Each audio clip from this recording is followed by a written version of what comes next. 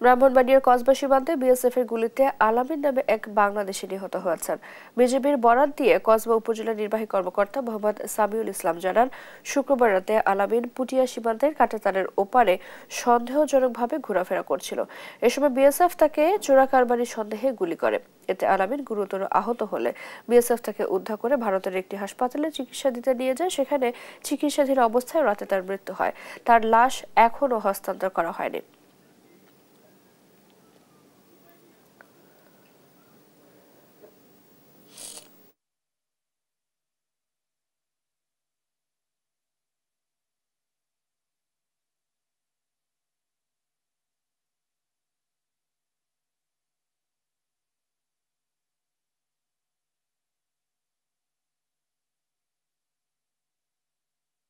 এ বিষয়ে আরো জানাতে আমাদের সাথে যুক্ত হচ্ছেন আমাদের সহকর্মী মেহেদী নূর পরশ। কথা বলবো তার সাথে।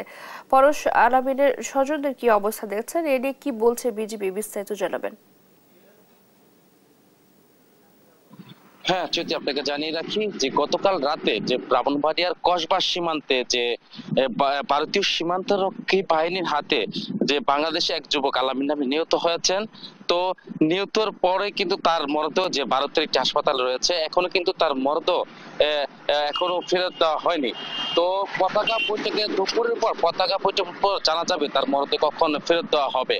তো আমি এ বিষয়ে যে কসবা উপজেলা যে নির্বাহী কর্মকর্তার সাথে কথা বলেছিলাম, তিনি বলছেন যে গতকাল শুক্রবার রাতে আলামিন সহ কয়েকজন যে পটিয়া সীমান্তে ঘোরাফেরা করছিলেন। এই সময় ভারতীয় সীমান্তরক্ষী যে বাহিনী রয়েছে তারা তাকে সন্দেহ চোরাকারবারে সন্দেহ করে কিন্তু গুলি করার পর তার মরদেহটি কিন্তু তারা বাড়িতে নিয়ে যায়। তো আমি যদি একটু বলে রাখি যে নিহত আলামিন তার পরিবারের সাথে আমার কথা হয়েছে, তারা আমাকে জানিয়েছেন যে মূলত আলামিন সীমান্তে তারা গুরু নিয়ে যাচ্ছিলেন। সেখান থেকে গুরু আনার পথে কিন্তু যে সীমান্তের কাছাকাছি তার গুরুটি চলে গিয়েছিল। সে সময় বিএসএফ তাকে দেখে গুলি করে তার মরদেহ চলে নিয়ে যায়। তারা মূলত যে তার হত্যার বিচার চেয়েছেন বাংলাদেশ সরকারের কাছে। এছাড়া যে আলামিন কিন্তু মাত্র 6 মাস আগে বিবাহ করেছিলেন। তার কিন্তু একজন স্ত্রী রয়েছে, তার স্ত্রী কিন্তু এখন বিলাপ করছেন, তার স্বামীর বিচার চাচ্ছেন কেন তার স্বামীকে গুলি করে হত্যা করা হলো। তো এই আলামিনের মরদেহ বাংলাদেশের যে বিজিবি এবং ভারতীয় যে বিএসএফ তাদের মধ্যে একটি পতাকা বৈঠকের কথা রয়েছে।